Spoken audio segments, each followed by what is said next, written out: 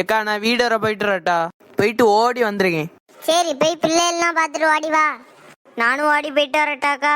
யாரு கூட? ஏட்டி வீட்டுக்கு போயிட்டாருன்னு சொன்னேன்டி. நான் கூட யாரு கூட ஓடி போயிட போறீங்களான்னு நினைச்சேன். அந்த சின்ன பிள்ளைய வச்சுட்டு நீ என்ன பேசிட்டு இருக்க? நீங்க 2 பேர் நீ வீட்டுக்கு போயிட்டாங்க, நான் ஆளெல்லாம் வந்தா நீ பார்த்துடு. ஏக்கா நான் டக்குன்னு போயிட்டு டிக்குன்னு வந்துடுறேன். சரி சரி போயிட்டாங்கம்மா. எம்மா நாளை பேரண்ட்ஸ் மீட்டிங் இருக்கு, ஸ்கூலுக்கு வருவேல்ல?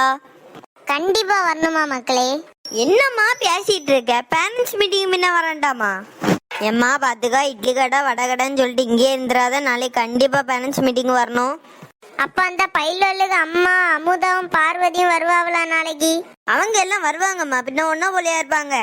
அவ்வளவு முன்னேறி என்ன செய்ய, நான் போய் பார்த்துட்டாரே. நீ இந்த கடையை பாத்துக்கா, யாராவது வந்தா கூப்பிடு. சரி. பிளாஸ்ட் பிளாஸ்ட் தளபதி கச்சேரி, தளபதி கச்சேரி, தளபதி கச்சேரி. என்ன முட்டகண்ணி முனியம்மா, படிப்பெல்லாம் விட்டுட்டு இட்லி கடை ஆயாவாயிட்டியா? லே சுபி, இத உத்து பாரு, நம்ம ஸ்கூல்ல உள்ள பெஞ்சு போல இல்லையா? ஜனனி சுட்டுட்டு வந்துட்டாளோ? ஆமால, நேத்து ஸ்கூல் விட்டு வரும்போது தூக்கி தலையில வச்சு சமந்துட்டு வந்தேன். நான் பாட்டலையே, நான் பார்த்தேன் அந்த சொட்ட தலையிட்ட மாட்டி கொடுத்துருப்பேனே. பேசல பேசு, நாளைக்கு பேரண்ட்ஸ் மீட்டிங்ல வண்டவாளம் எல்லாம் தெரியும்.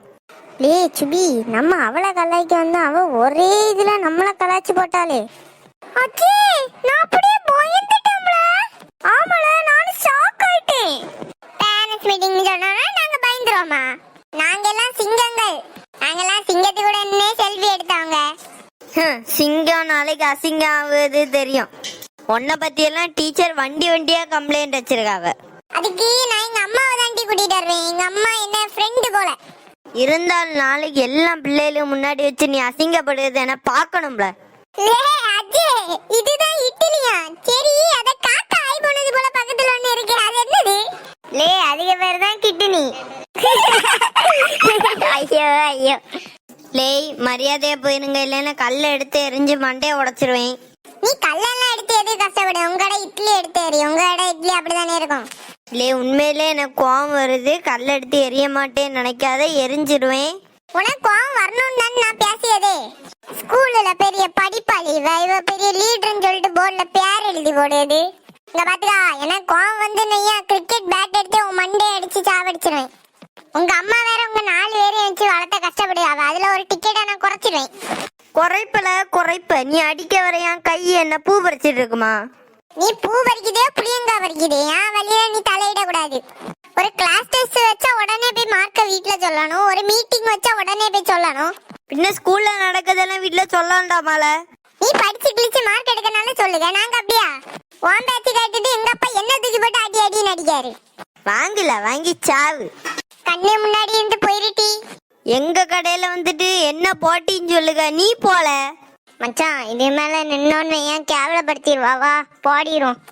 இவெல்லாம் ஒரு ஆளு, இவளை ஜனனின்னு ஒரு பேரு, இவளை கண்டு நான் பயந்து ஓடணும். லேய் மரியாதையே போகலன்னா இப்ப நான் எங்க அம்மாவை கூப்பிடுவேன். லே வாழ போவான், அவ வேற ஒருத்தி அம்மாவை கூப்பிடுவேன் ஆட்டுக்குட்டியை கூப்பிடுவேன், சரியா இருக்கு. இங்க பாரு ஜனனி, என் விஷயத்துல தலையிடாத.